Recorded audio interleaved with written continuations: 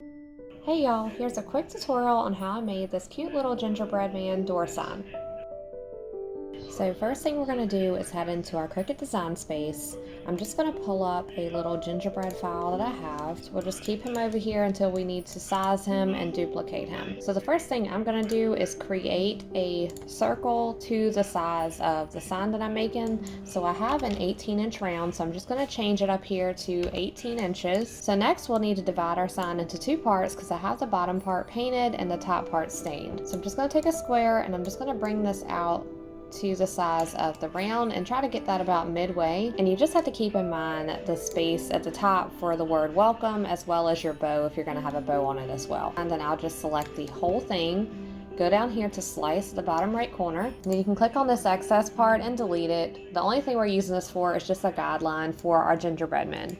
So you'll need to select this, go up here to arrange and send to back. So that way our little gingerbread man will go right here on top. So now we're going to size him down. So for mine, I did them two different sizes. So I have some about this big, and then I have another one that is just a little bit bigger than that one. So what I ended up doing was just placing these at different angles throughout the sign, just however I wanted them to look, and just duplicating them. So just click on your little gingerbread, go up here at the top, and hit duplicate, and then you can just arrange him differently across your sign. So once you have them all placed on the sign, we're going to create our text for the welcome. So I'm just going to type out welcome, and the font that I'm using is Allison script. So I'm going to go over here to system, click on that, make this a little bit bigger so I can look at it. And then to fix that little part where it's overlapping, I'm just going to drag this over.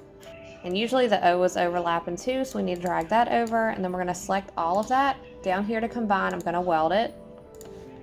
And if you have a font that doesn't bold, I'll try to show you what I'm talking about. Like if you click on this one, there's no option to bold this, but if you do want to make it bolder, what I do is click on this, go up here to duplicate, and then kind of like shadow it, like put it just a little bit further over, and then weld those two layers together, and it makes it just a little bit more bold, and you can keep doing that as many times as you want to make it more bold. So that's just a trick that I found along the way for the fonts that don't have a bold option. We're going to take our welcome and we're going to drag this over here to the top of the sign and just bring it into the size that you want it to be. Now I'm using a 12-inch mat, so I'm going to just bring this down to 11.4 so that it'll fit on my mat. And then I have my W kind of hanging down below on my sign, so I'm just going to center that how I want it. So that's how it's going to look.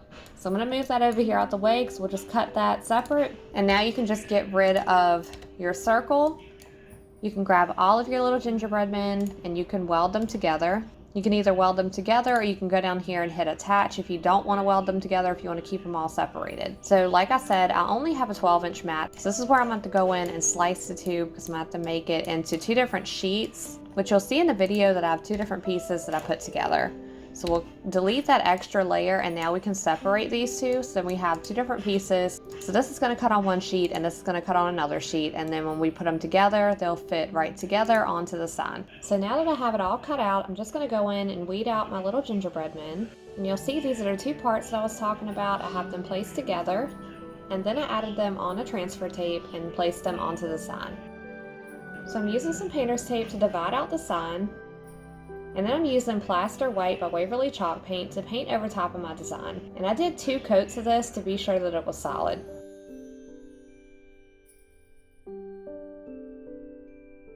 So next we're going to move on to making our bow. So I'm using this red buffalo check ribbon, and this is a style that I've actually found on TikTok. So I started doing this style because it's a lot simpler to make the bow.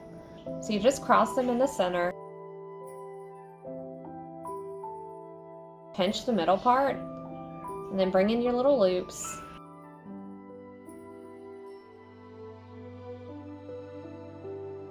So squeeze them together and then add a little piece in the center to hold them.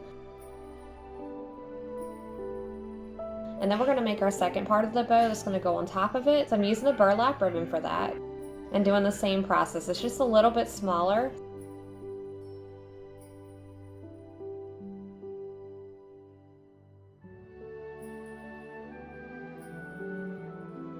And you can place that right in the center of your bigger bow. So now I take a smaller piece of my buffalo check and I'm just going to fold it and then place that in the center. So I didn't preheat my glue gun, so I had to put that aside and let that warm up. So I have my painter's tape sitting on top of my bow, you'll see over there. So now I'm just gonna make my tail while I'm waiting for that to warm up. So all I did was just fold a piece of ribbon in half, and I'm just gonna cut off the ends just to make it kind of decorative and cute.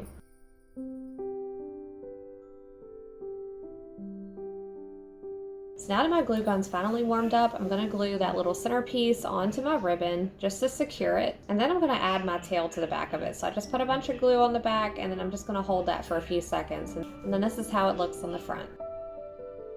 So now that our paint has dried, we're gonna peel up our little gingerbread man stencils. So you'll see they done really well. Sometimes this is kind of touch and go depending on what type of wood you're using. Usually the key to that I have found is just to be sure that your wood is nice and smooth for it to not bleed up under it. Another tip that I have found that works for me is using chalk paint instead of regular acrylic paint. It just goes on a lot thicker and it's a lot less likely to run up underneath the vinyl. So now we're going to add our bow onto our sign, and I'm using just my staple gun to attach it to there.